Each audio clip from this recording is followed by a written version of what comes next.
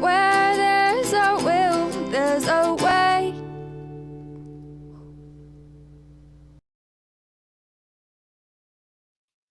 Good afternoon.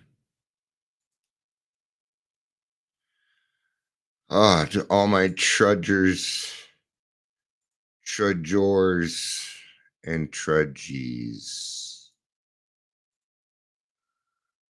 It is Thursday. All right. It is Thursday. I'm just going to go with that.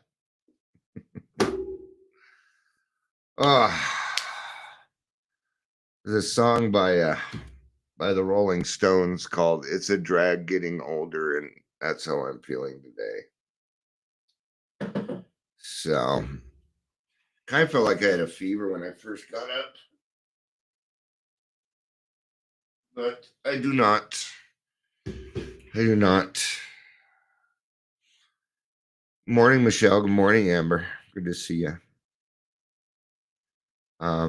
It's actually the title of the today's daily reflection in our AA daily reflection book, but it goes on to talk about step 4, and I'm not going to read that part. I'm going to stick to the 12 by 12. I'm also going to grab some water first.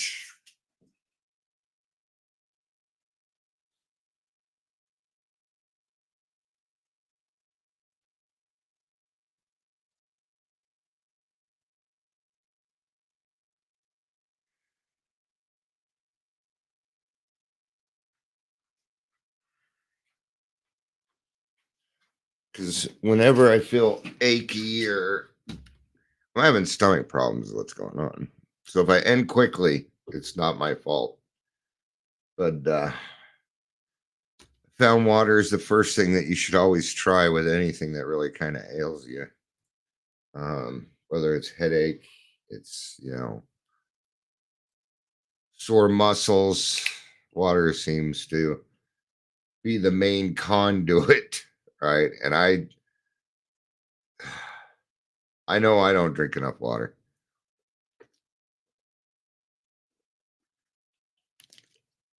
But when I do, I down it because I'm thirsty.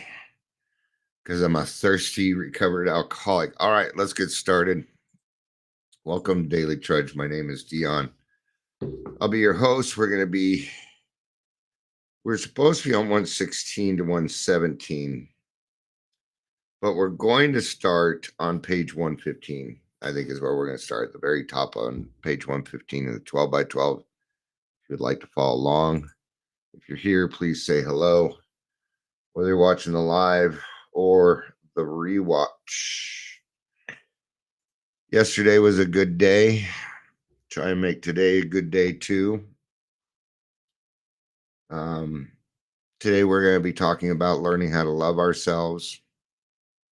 I'll do the best that I can. I'm not quite with it. I'm I got enough sleep, but I'm still feeling lethargic. All right. So, yeah, I don't think anybody cares. We all go through it. Most of the people listening to this are probably tired too. So, let's go ahead and get started. Now, before we get started in the 12 by 12, I'd like to talk about my own experience with learning how to love myself. I'll open the window here. It's a little chilly outside, but I chance I'm going to do this way. Doesn't quite open. Is that cool? Just the top. Top comes out. Ooh, that's a nice breeze. Oh, that feels good. Feels so good. Nice little breeze. While the heat's on, fuck it. We have solar panels, and our electric bill is always a credit. So, good morning, Heather. Heather says, "Greetings. Hope you feel better." I picked up a bug that kicked my ass last night. So, I hope it's done too, Heather. I hope you're feeling better. Mine, I'm not sick. I'm just I've got a lot of stomach issues because of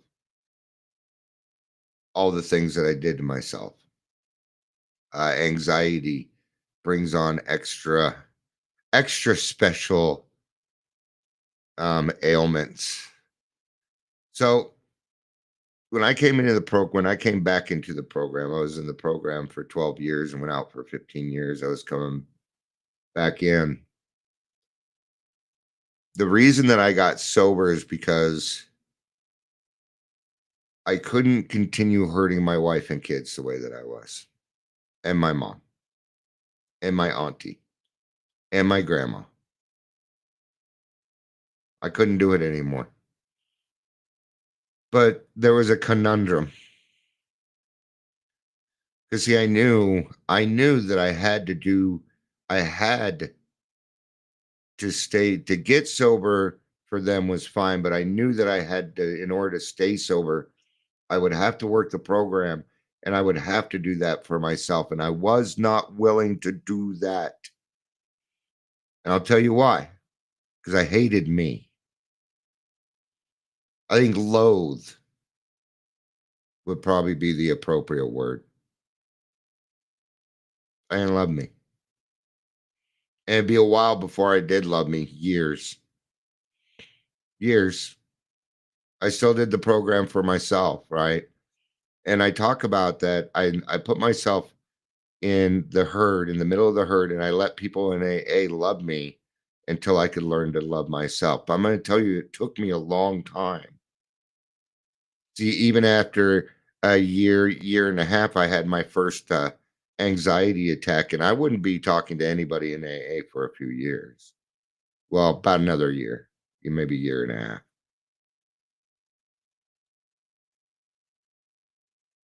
Yeah.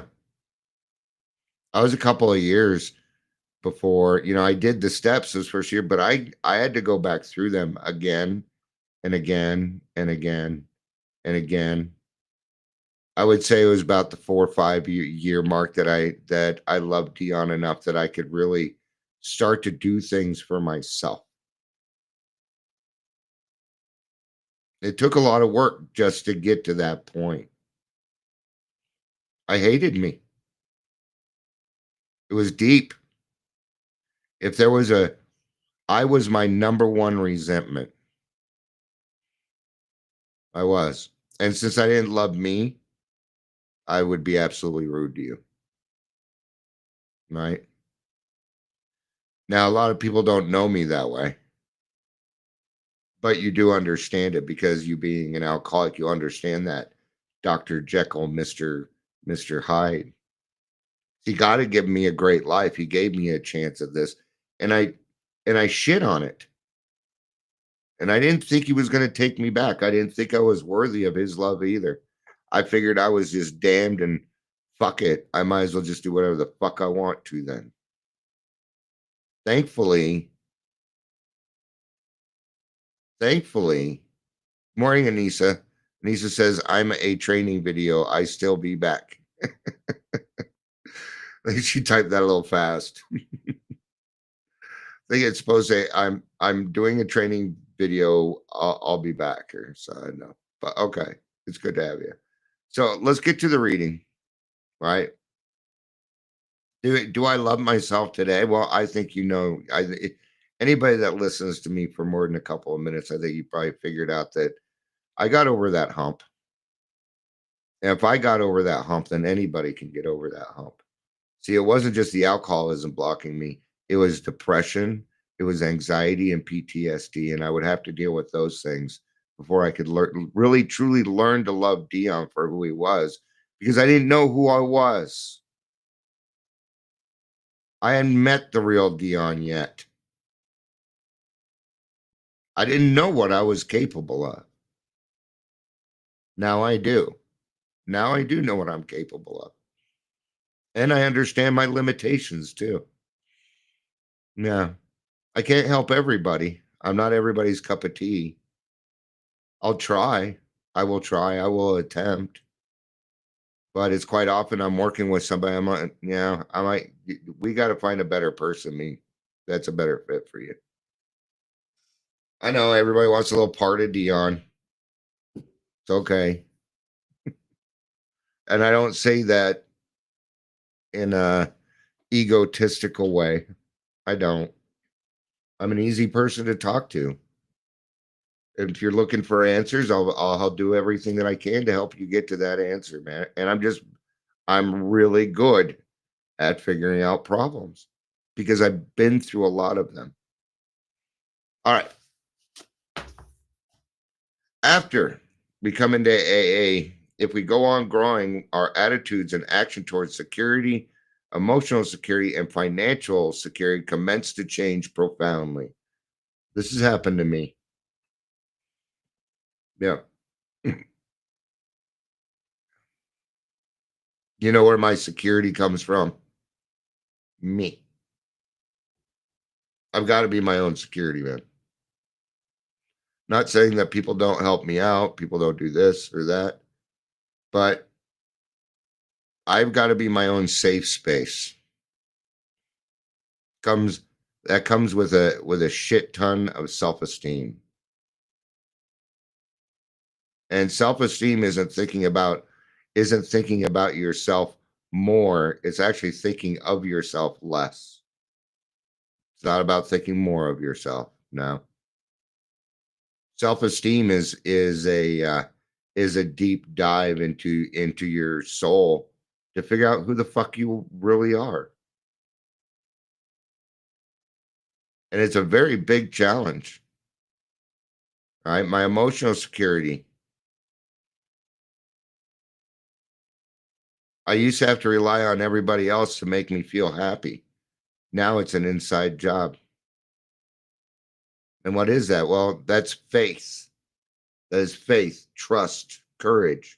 I trust myself. Yeah, I do. I trust myself, which is a big, big thing for us.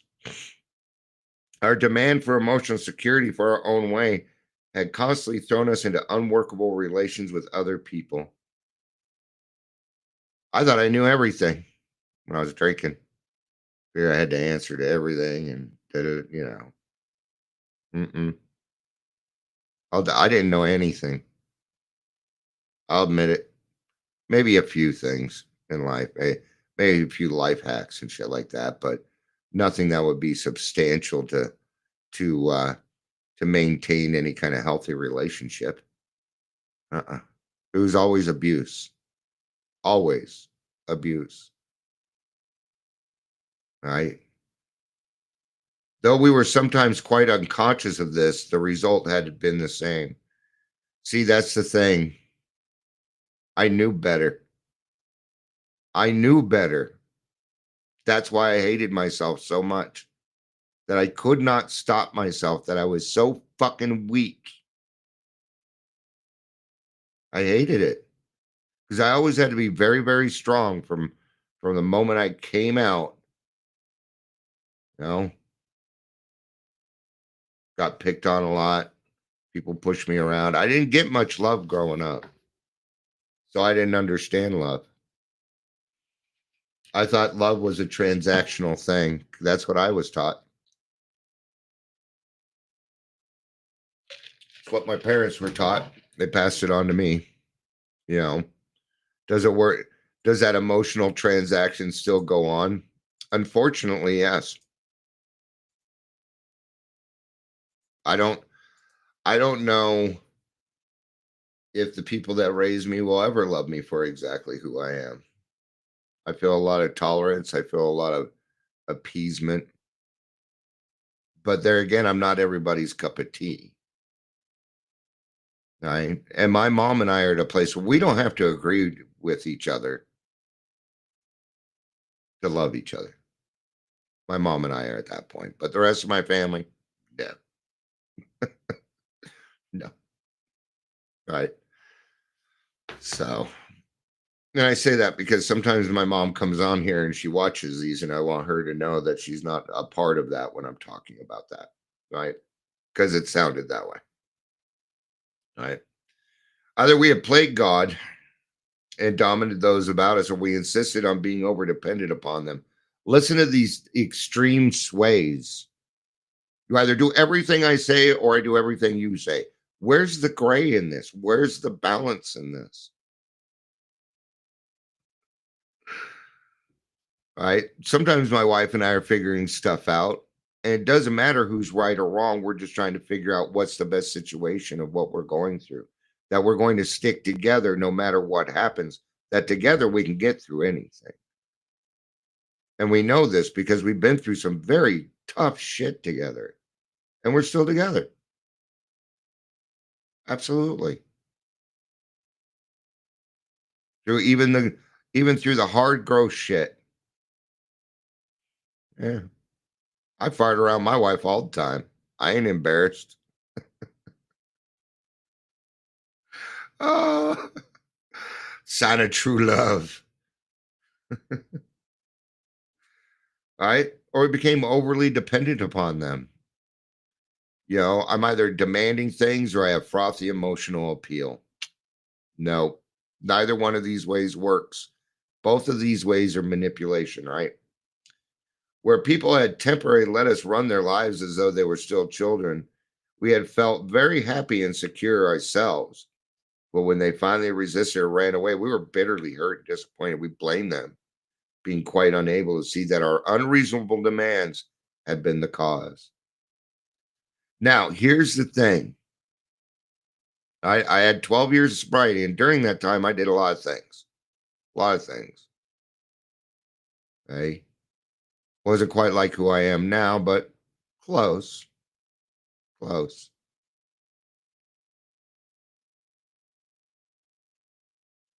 You'll hear it. You'll hear it.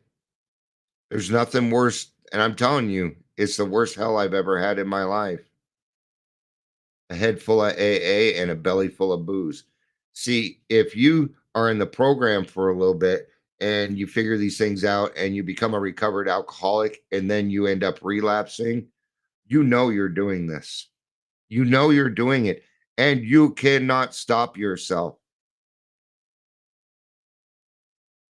It's a hell.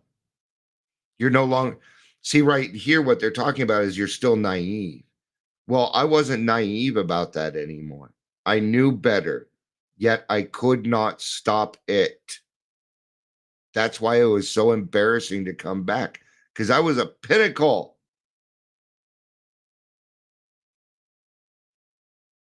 It all went away. Good afternoon, Gary. It's good to see you, brother. When we had taken the opposite tack and had insisted, like infant ourselves, that people protect us and take care of us, or that the world owed us a living, then the result had been equally unfortunate. I deserve. What's the other word for that? I don't know. My brain's not quite working today. I deserve. I deserve it.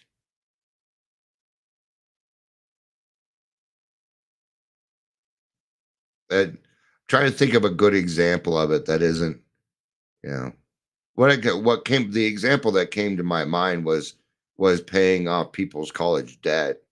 Now you put yourself in that, and now, oh well, you got to pay for it, and they're acting like children. That's what popped into my head. No, I don't think we should. I'm not paying for anybody. I didn't go to college. Actually, I did go to college. I went to Barnes Business College, found out I had dyslexia, dropped out, and then you know what I did? I paid my tuition. Okay. I paid my tuition. So It sounds like you faced some challenges with AA dyslexia, but then took a proactive step by paying your tuition. Jesus criminy. Did you hear that? My fucking phone over here listening. It's like, it sounds like you piece of shit. God, wow. And no wonder I feel like I'm being watched and listened to all the time because I am. Bullshit. All right. It took my dyslexia. They're like, it seems like you found out you had dyslexia. And since you found that out, you paid your tuition. I'm like, what kind of fucking, what are you doing? This is creepy. Entitled. That's what it is, Gary. Thank you. A lot of entitlement out there. Think you owe. Get pulled over by the police and you resist them and then put it on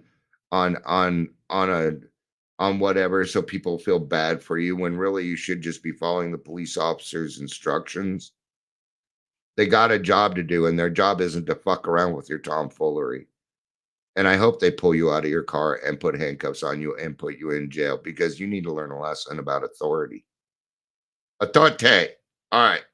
This often caused people we had loved most to push us aside or perhaps desert us entirely. Our disillusionment had been hard to bear. We couldn't imagine people acting that way towards us. We had failed to see that adult in years we were still behaving childishly, trying to turn everybody, friends, wives, husbands, even the world itself, into our protective parents. We had refused to learn the very hard lesson that overdependence upon people is unsuccessful, because all people are fallible, and even the best of them will sometimes let us down, especially when our demands for attention become unreasonable. People get tired of our bullshit. They get tired of it. Can you really blame them? Nowadays, we would be called toxic. That would be the word for it. And not too far from the truth either. Not too far from the truth. So, right. So this overdependence upon people is unsuccessful because people are fallible, right? That's just like right now, everybody's whining and crying because all the money got taken away and they can no longer abuse it. The people that are abusing it are yelling the loudest. It was their overdependence upon a government program to pay their bills, to pay their cars, to pay for their vacations and their jewelry and their bling and their nice clothes and everything else. And now that that dependence is gone, they're acting like children. And I know, because I've been there before. I know what that looks like. I was a man child for a very, very long time. Right? In fact, you'll kind of piss me off if you say I'm a child of my wife. You'll kind of piss me the fuck off. I may not say anything, but I'll remember what you said.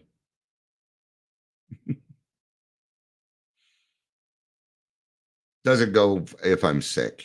That doesn't count. As we made spiritual progress, we saw through these fallacies.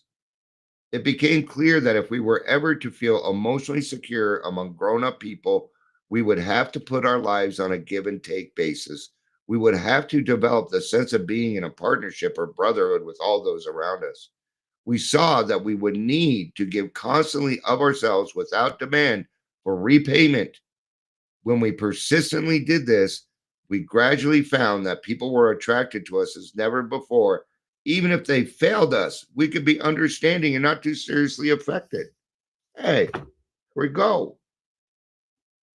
Freedom. All right. So we made spiritual progress. Then instead of take, because that's what we did. See, every relationship is a give or take relationship. Every relationship. Yeah.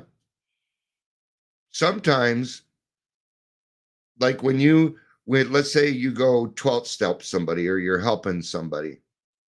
This is still very much a give and take relationship. Oh, well, they're new. They don't have anything to give. Bullshit. They don't have anything to give. They're a child of God, and they certainly have something to give. They allowed you to take up their time to talk to them. That's something. It doesn't always have to be monetary. Sometimes the payment is spiritual. Sometimes it is emotional. Sometimes it is mental, and sometimes it is physical, like a hug, a handshake, holding space for other people. Is when we got out of ourselves and started helping other people, even if it was nominal, that's when we started seeing that everything needed to be on a give and take basis. You ever hear this relationship? Well, I give and give and give and give. and you don't seem to appreciate. And the other person says the same darn thing. Well, I give and give and give and give, and you don't appreciate. Are you catching the problem? See, there's a balance of give and take. There's a balance there. Okay. Is it always 50-50? No, not always, but it fluctuates. We're not all sick on the same day. There are some days my wife is doing better and she's doing 70%. Maybe the next day I'm doing better, so I'm doing 70%. Okay. Now, in that situation where both sides are giving, they are not stopping to take. And when somebody gives and gives and gives and you do not take, they will feel unappreciated. And it can't be more than 100%. I don't know why people are like, well, no, you don't want to fucking do it. So don't argue with it. Okay. You can't have more than 100%. The number's got to stop somewhere. It's balance. It is balance. See, all I did was take and take and take and take and take. I didn't give. Actually, I did. I didn't give a fuck. This is the only thing I did give. All right. So how do we come about learning how to love ourselves? Well, it's the spiritual program. Because what is perfect love? God is perfect love. God is perfect love. For me. And that's where I learned. And what is it? Well, it's perfect love. And what am I doing? I'm reaching towards his perfect love. And that's steps 6 and 7. To be like God is, which is perfection. I'm not going to quite reach it, but then at least I have some kind of sense of something. I have a goal to reach for. I don't feel useless all the time and these other things, right? So when we developed still more, we discovered the best possible source for emotional stability to be God himself. We found that dependence upon his perfect justice, forgiveness, and love was healthy, and that it would work where nothing else would. How I learned how to love myself. I let God show me. And guess what it was? Perfect. And I do it every day. I go through it every day, every morning that I wake up. And I ask for it, I may not ask for his love, but he gives it anyway. Right? Because of my actions, when I say, God, what's your will today? That's the perfect love that we're talking about. And even right there, that's a give and take relationship. It is the perfect give and take relationship. And then I can base all my other relationships upon that one perfection. Even when people let me down. Now, the only way a person can let me down is if I put an expectation on them. So instead, we're going to use trust. I trust that you're human. That's all I need. What does that mean? It means you're going to make mistakes, and that's okay with me. I want you to make mistakes because then you will learn from them, and then you become a better person, and you help more people. So I want you to make mistakes. And what I'm not going to do is give you a bunch of shit about it. Well, really depends on if it's a mistake and you don't learn from it and you continue doing it and you're abusing other people. Yes, I will say something. Yes, I will. So, all right. And that would work where nothing else would. If we really depended upon God, we couldn't very well play God to our fellows, nor would we feel the urge wholly to rely on human protection and care. These were new attitudes that finally brought many of us inner strength and peace that could not be deeply shaken by shortcomings of others or by the calamity not of our own making. In other words, I figured out that it's my choice that I'm angry, no matter what happened.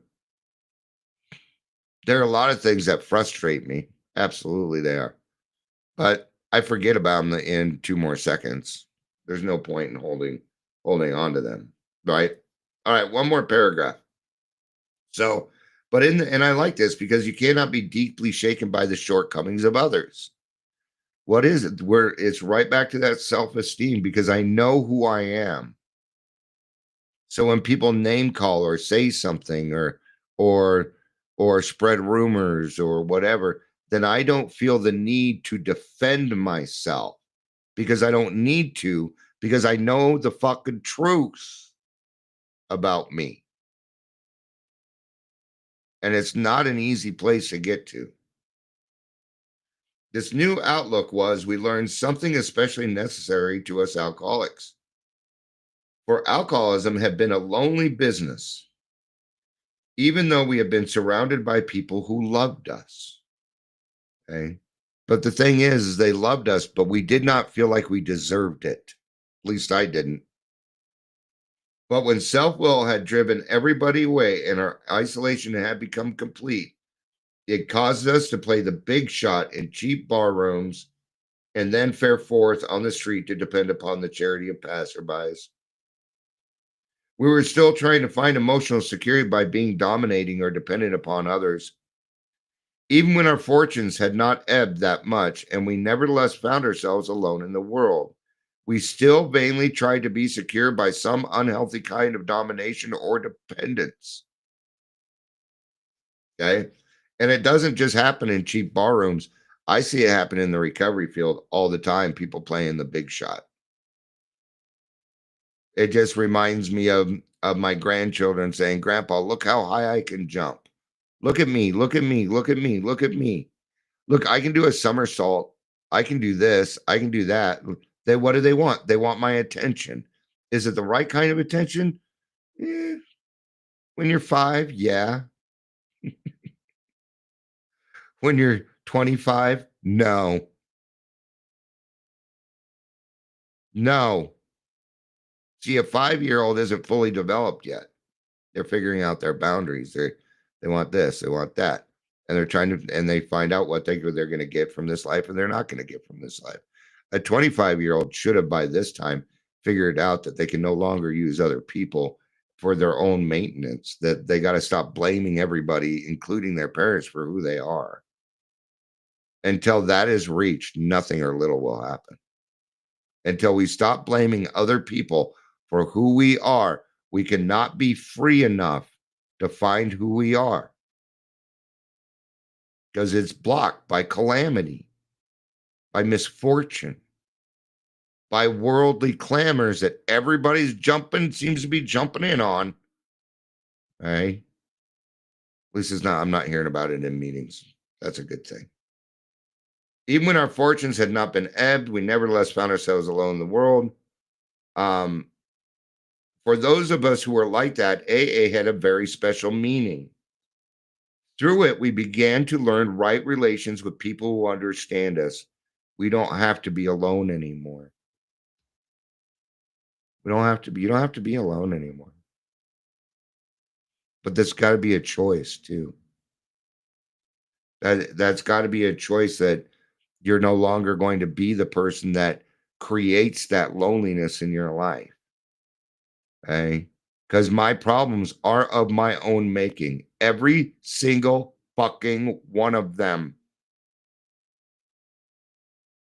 And some of them are very hard to accept. Why is it my problem? Because it's my emotions that seem to get in the way. Yeah. So don't let yourself block yourself from the sunlight of the spirit. Start doing esteemable things. That means helping other people out, and your self-esteem will start to build. There's one other way. Therapy. Therapy, man. You gotta go to therapy. AA is not going to solve all your problems. I needed therapy to learn how to love myself. I needed somebody outside the program that was a professional that could help me dive even deeper. Okay. So once I got through that fourth and fifth step, that really helped me clear away the ground so I could work on the things that really mattered in Dion's life. And it was hard work. It was very hard work. But now I sit here a free man. I love myself. Absolutely. I love me more than I love anybody else in this world now. Remember at the beginning, who did I hate the most? Me. Now I love me more than I love anybody else in this world. Before, it was just a manipulation to get people to love me. And then what happens? Since Dion has become his true self, now people are attracted to me as never before because I have what they want. And then I show them how to do that. And that brings us closer together.